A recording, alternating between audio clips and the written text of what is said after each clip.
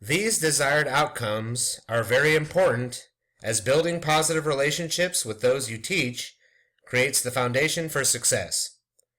Relationships matter throughout the school year, not just at select times. Giving positive feedback in a meaningful way helps to impact relationships. The principles of behavior management are grounded in the assumption that people are constantly engaged in learning and that every experience influences a person's subsequent actions, both consciously and unconsciously. Behaviors that are rewarded over time are maintained, while those that are not rewarded over time are typically extinguished. In order to understand the importance of building positive relationships, we must first talk about motivation. Teachers must realize that the student who repeatedly misbehaves is at the moment more motivated to misbehave than to behave. In a school setting, motivation is what drives students to take action. As an instructor, intrinsic and extrinsic motivation come into play when dealing with students. In having relationships, you know what can motivate your pupils and what might be the best individual path towards learning. For example, students may read books simply because they enjoy reading, which is intrinsic. Others may dislike reading books, but see it as a necessary means to get a good grade, which is extrinsic. If the external outcome of a good grade does not maintain the behavior of reading books, then offering students things they internally like as another form of motivation may be necessary. For a student who naturally likes technology, a scenario as simple as offering brief computer time for quality reading shows extrinsic motivation.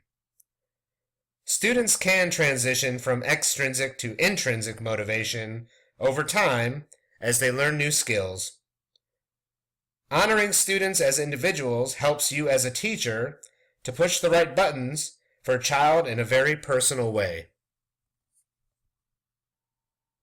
Whenever a student has no motivation to do something, you should try to determine whether the lack of motivation stems from a lack of value or expectancy. Students can value something for intrinsic or extrinsic reasons. Expectancy is the degree to which an individual expects to be successful at the task. Value is the degree to which an individual values the rewards that accompany that success. For example, a child may want to do well in a class and values the class material as a way to gain an education. However, if that child has struggled with tests and quizzes, they may expect to do poorly. Since expectancy is low, motivation would be less. On the flip side, if a student knows how to work calculations in a higher level math course and expects to thrive in problem solving, but sees no purpose for that math course in their future endeavors, motivation can be low as well. Relationships can serve as a great equalizer if either expectancy or value is off. You as a teacher can help the child believe in themselves. Or if they value you as their teacher, this can compensate for their perspective on the value of content at a given time. When it comes to non-contingent deposits and withdrawals, it is important to note some of the differences when it comes to poverty. Ruby Payne's research related to students in poverty notes that relationships are the primary motivator. This may differ in comparison to the needs of students of different backgrounds. Factors that build relationships with this demographic are deposits, and factors that compromise relationships with students in poverty are withdrawals. Deposits allow for withdrawals to go more smoothly. This is why the ratio of positive to negative interactions with students must be high. Deposits create positive relationships. If relationships are the primary motivator for students in poverty, Deposits and withdrawals may be different in this case compared to those who live in middle or upper classes. In considering poverty, Payne states that humor and entertainment offered by an individual student is a value. If a teacher cannot see this value and acknowledge humor and entertainment as a way to build relationship equity, a positive relationship may never develop. Positive attention helps build relationships.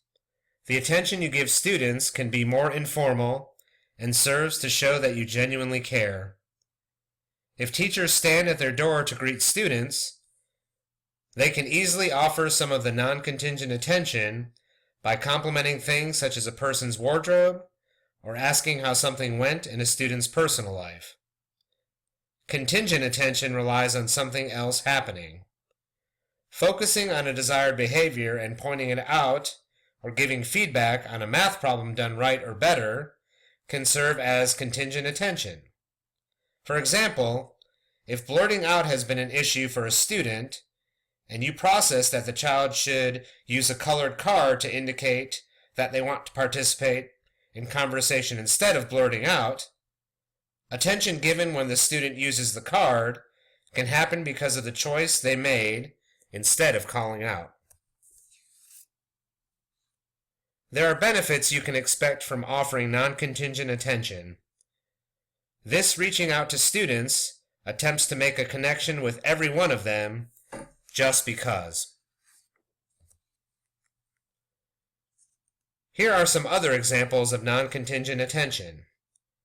Giving time and attention to every student, regardless of behavior or academic performance, is important. Kids can sense how genuine you are as their instructor.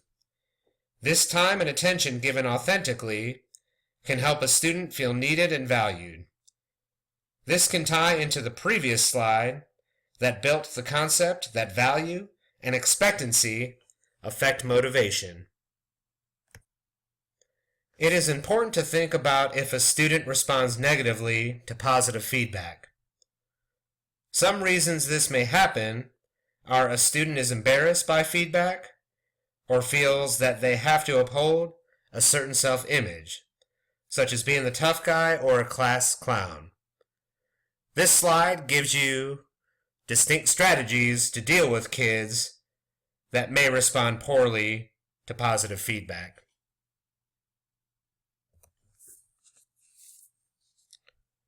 Since deposits are so important, especially for students in poverty, here are some components of offering feedback. Feedback should be accurate. It should be related to the behavior or set of behaviors that did in fact occur.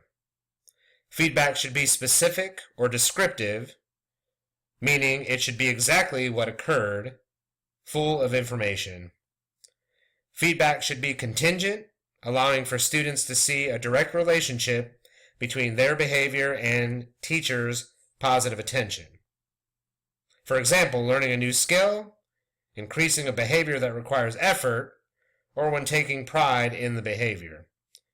Feedback should also be age appropriate, given immediately, and most importantly, feedback should be given in a manner that fits a teacher's style. You certainly want to be yourself.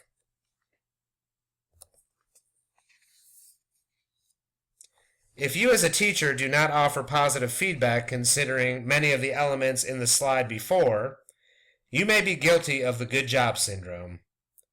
Generally, telling students they did a good job does not focus on a skill, and the lack of accuracy by simply saying good job may make the child feel good for a moment, but then can cause confusion as to why you said this, or you may seem robotic in your delivery.